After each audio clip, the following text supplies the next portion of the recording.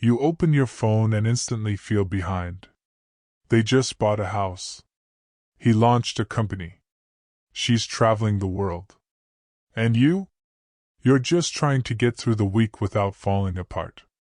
You tell yourself you're not jealous, but the knot in your chest says otherwise. You wonder if you missed something. If you wasted time.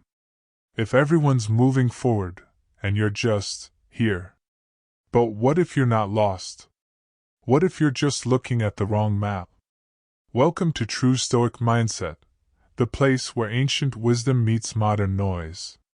Here, we don't chase timelines. We build clarity. We don't compare lives. We reclaim our own.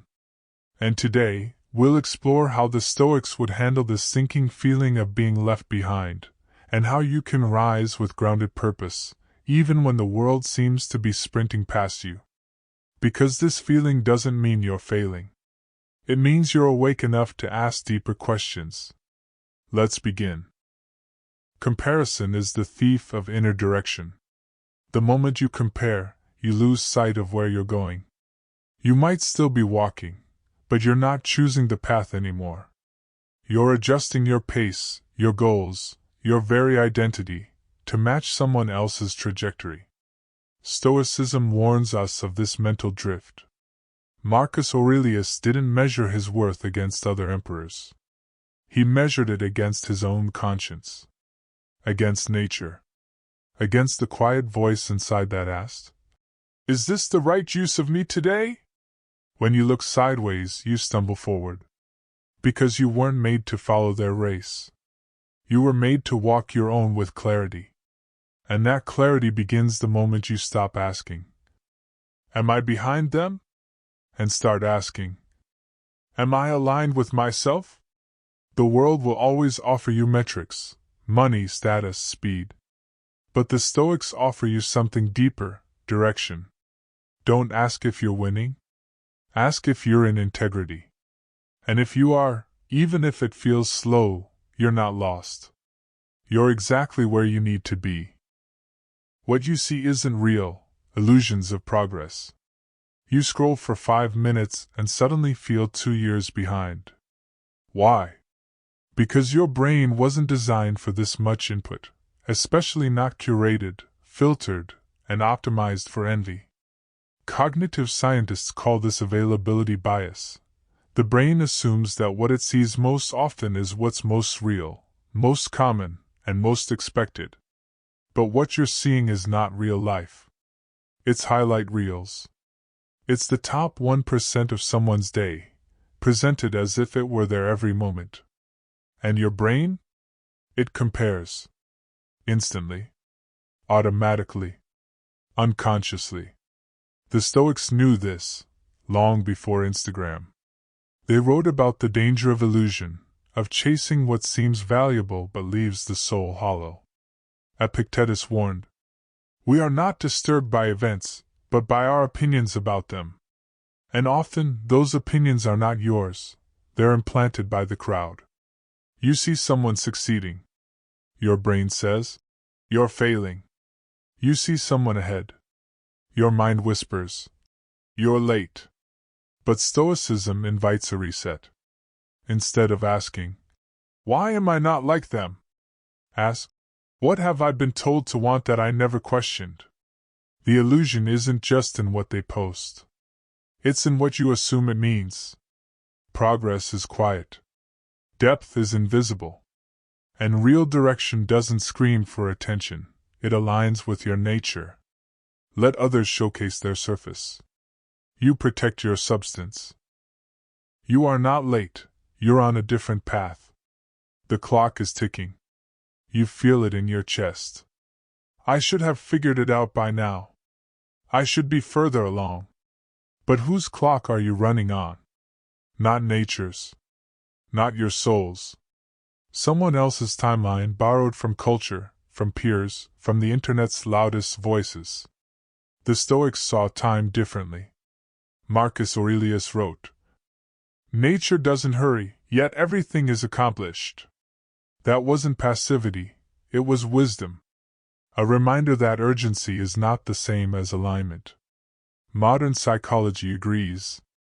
People who feel behind tend to make reactive choices, picking careers, relationships, even lifestyles out of fear of falling behind, not from clarity.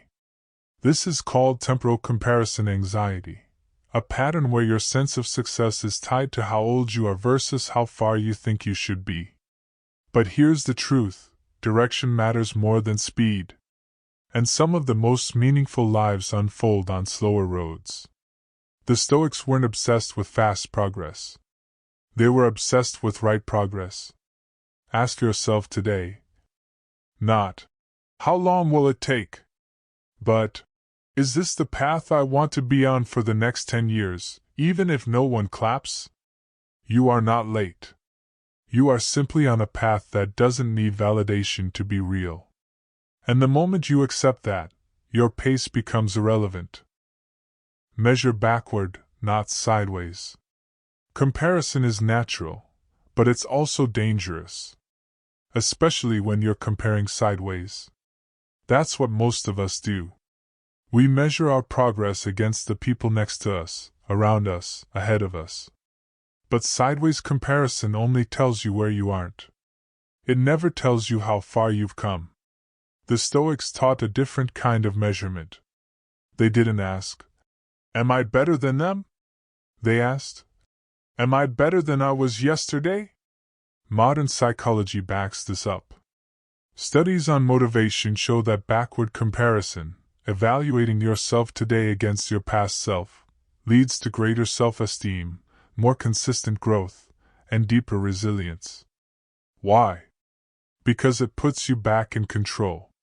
You stop playing a game you were never meant to win, and start recognizing the quiet victories others never see. Maybe you're still anxious, but less than last year. Maybe you still doubt yourself, but now you speak up when it matters. Maybe you haven't made it, but you've stopped quitting on yourself. That counts. Marcus Aurelius reviewed his days. Not to punish himself, but to learn. He knew that true progress isn't loud. It's reflective. It's personal. It's steady. So stop asking if you're ahead of them.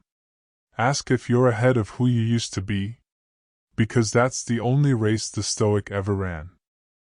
The purpose is the progress, not the destination. Everyone's chasing the finish line. The promotion. The recognition. The point where everything finally makes sense. But the Stoics would ask, what if there is no finish line? What if the destination is the illusion? Epictetus said, "First say to yourself what you would be, and then do what you have to do." He didn't say, set a goal. He said, live a principle. The modern world tells you, arrive. Stoicism tells you, become. Progress, to a Stoic, isn't about crossing milestones.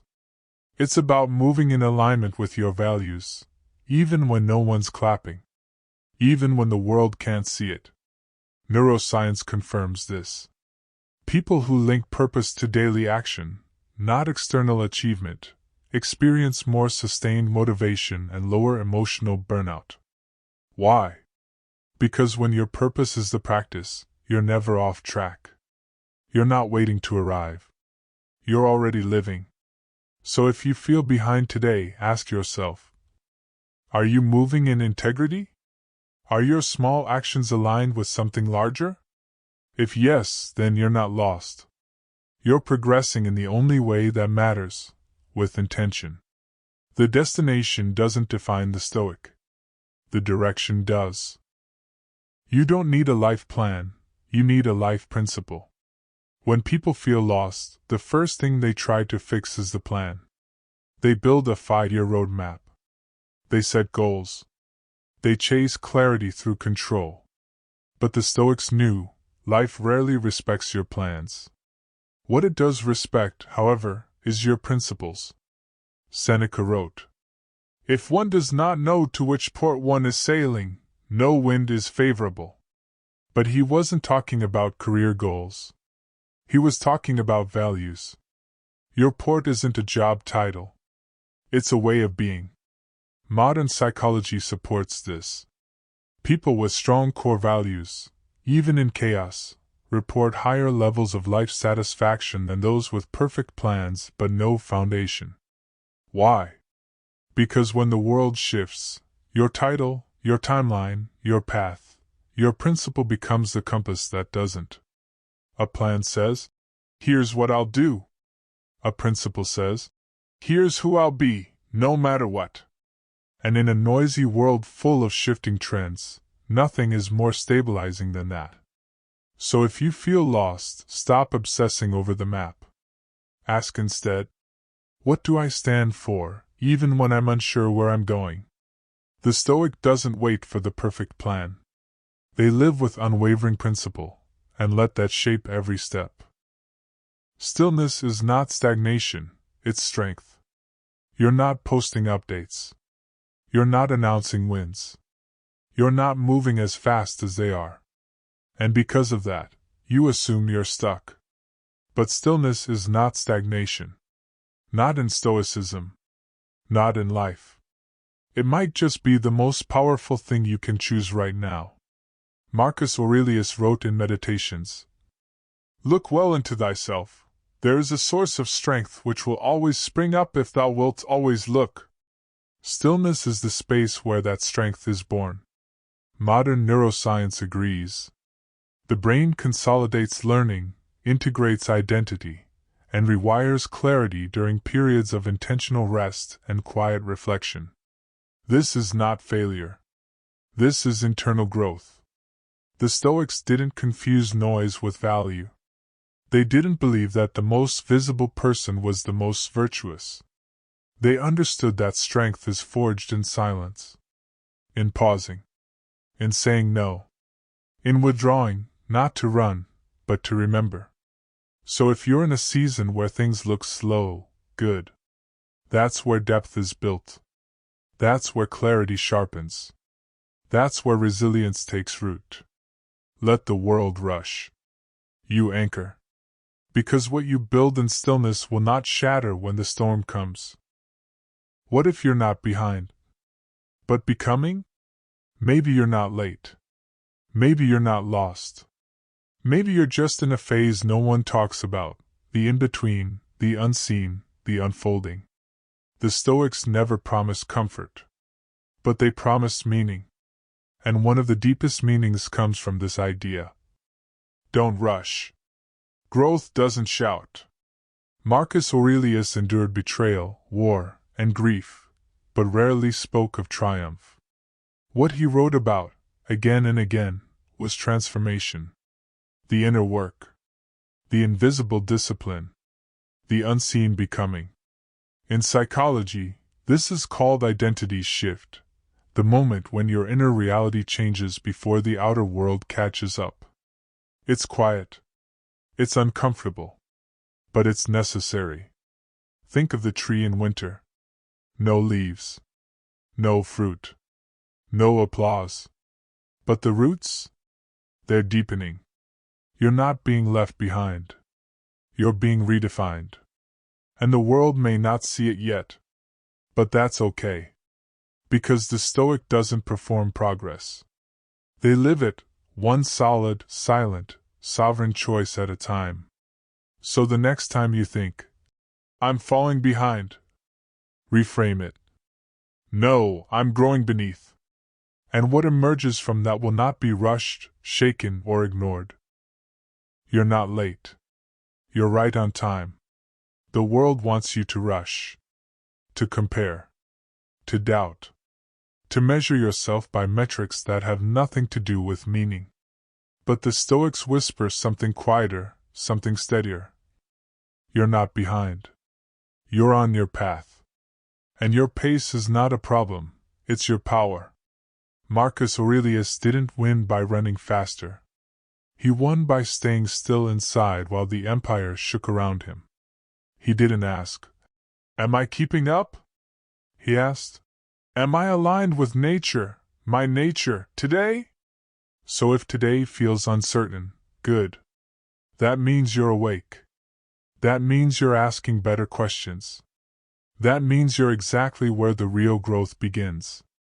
Let others sprint for applause. You walk with purpose. Let others perform. You become. And if this perspective brought you peace, real, grounded, untouchable peace, then subscribe to True Stoic Mindset. Because you don't need a finish line. You need a philosophy. And you've just taken another step into it.